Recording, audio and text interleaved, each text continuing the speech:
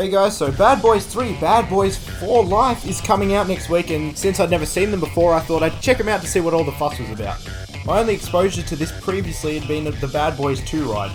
That came to our school, which made everyone throw up, so I really didn't know what to expect, apart from that Will Smith and Martin Lawrence were in it, and they were walking away from an explosion, so I pulled up Netflix and here we go, yes! Ding ding ding ding ding ding! We got a winner, baby! The opening, where to start? It is so unbelievably dated.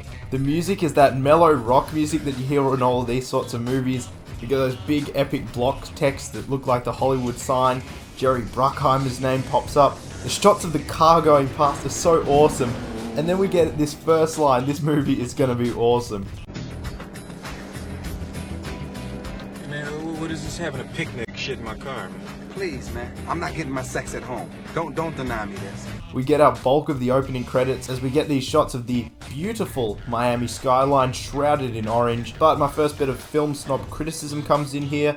The sound mixing on this scene is really bad. You can't hear anything these two are saying because the music is so loud. And then in this scene where they are held up, the music won't shut the fuck up. It's not about the french fries, it's about your lack of respect for other people's property. Hey.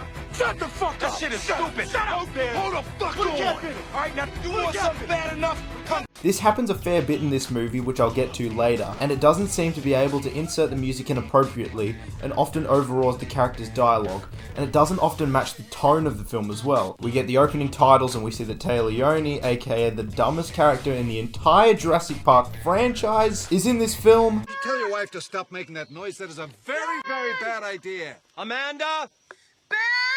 Amanda, honey, Dr. Grant said that's a bad idea. What? He says it's a bad idea. What's a bad idea? What was that? Then we see our Euro villains steal a large amount of drugs from a vault in a scene that looks like Joel Schumacher directed it. We get a hilarious fart joke. Goddamn taco's gonna kill me. And then it's revealed that the director is Mr. Explosion himself, Michael Bay. Now, I'd like to set something straight here. At this stage in his career, Michael Bay had done nothing but music videos for people like Tina Turner, Young MC, Meatloaf and Lionel Richie. And this was the first feature-length film he did. And it does show a lot of the set design and lighting seems to be something out of a mid-90s music video with the flash cuts, the dramatic lighting. But this is long before the times of Pearl Harbor and the Transformers film. You know, shit that is so obnoxious and over the top that you want to die from all the explosions and racist stereotype and completely unnecessary half-naked chicks. So right now, we are in a new age of Bay, where he's just a little baby Bay finding his way in the world. So we get our intro to this film in such odd fashion. The FBI lady is introduced and it's that thing of where they want to shut down the precinct and it's up to these two to save it. Never seen that before. We get yo mama jokes and these jokes just are so lowbrow and terrible. We came up with a problem. Your mama snorted up all the It feels like a big budget version of Samurai Cop at times. This scene's actually fine, it sets up the main plot. We see Max and her friend played by Taya Leone, Julie, and this gunshot scene looks straight out of The Room when Tommy kills himself.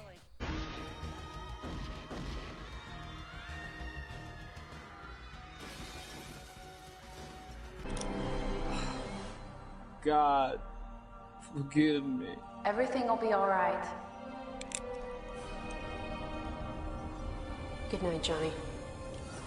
So they proceed to chase her, and then we get this moment. Julie jumps off the roof into the pool, and the guys just accept that she's gonna get away. Now, why would they think that? She's a valuable witness who could blow your entire operations. You know, if I was them, I'd think, why don't we continue to shoot at her? Or, since she survived that fall, it's pretty obvious we would too. But no, they just let her go to the people who can actually stop them, the cops. It just reminds me of that bit in The Phantom Menace where the Jedis are locked in the room, and then they just open the door for them to escape, when they should have just left them in there for an hour and then go and finish them off. It's just kind of like a reverse of that. Just don't assume details like this when there is a lot at stake. Just go in and finish the job. Kill them. They also have these scenes where it should be serious, but for some reason Bay keeps trying to shove in his bad humor. The humor in this film is almost always out of place, and it mucks up with the overall tone. Also, this guy says, "Too much killing going on in Fergie, I'm starting to really get upset. Go after him! Go around front!" Too much killing, and then he proceeds to shoot at the people. Like, okay? These innocent civilians. They also have this scene which is actually really cool for the times. I actually respect Michael Bay a lot to do this. Maybe they're pictures of your lover. Of who? I thought that maybe you're gay. I was gay. Nah, baby. I mean, I didn't mean to offend you. It's like okay to be a homosexual, Mike. But it's too bad that Seinfeld already did the exact same thing years earlier, and all these 90s movies just tried to piggyback on it. Also, I will admit that these contrasting scenes of Marcus and Mike trying to live each other's lives, it's actually really funny to see. Going into the film, I just thought there would be a lot of dumb action in this movie, but while there are definitely scenes like that, the film does strike a good balance of character development and action, and for that I do give the film credit for actually creating likable characters, and it really does help how charismatic Smith and Lawrence are in the film. But this joke here... Nah, it'll be 10:30, 11 o'clock where I get in. Nah, don't wait up, I'll be out.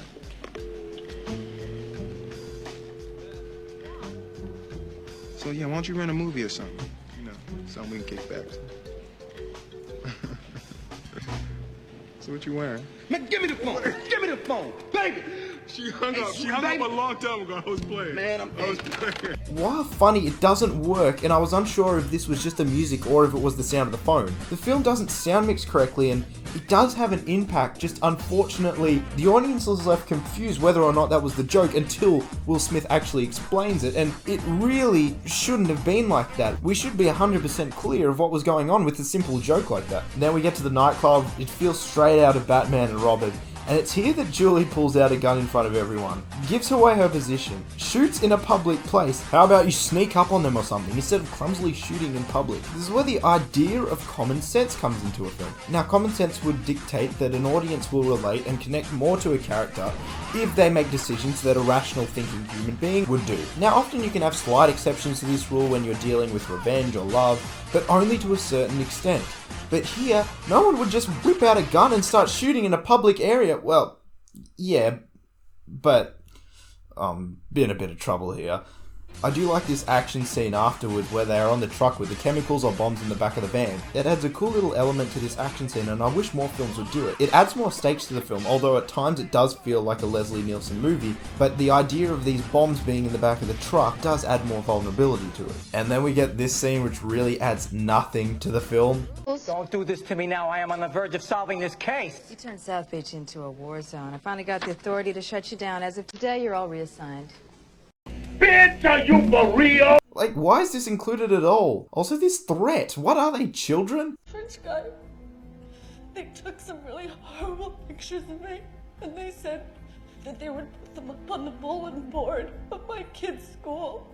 We're gonna put your nudes up at the school's bulletin boards. It's never explained what they were. Can't they get the school to take them down? How would they enforce it? Would the terrorists be there to make sure everyone looked at them? Like, how? They call in a SWAT team for the final big battle, but why not just group them with the bad boys instead of having just the two of them heading in there? It would give you a lot better chance of apprehending the criminals, but you just blew up the place, so it doesn't matter, I guess. Also in this scene it's going well. Mike is about to realise not to kill, which has been his character arc, but he needs Marcus to pull him off, and then he just shoots him anyways. A better ending would have been to put him in jail without Mike having to kill him, thus completing the character arc in a more satisfying way. But unfortunately, he pulls back even though he wants to, and then eventually just does kill in self-defense, and then we get this strange little bit of humour at the end, which is fine. So that's Bad Boys. It's a lot better than I expected. Lawrence and Smith are really charismatic and the character moments are funny and actually well written. But unfortunately when you get to the technical aspects of the film it kind of fails. The lighting is odd, the cinematography is whack, and feels like the music video which Michael Bay was more familiar with at the time.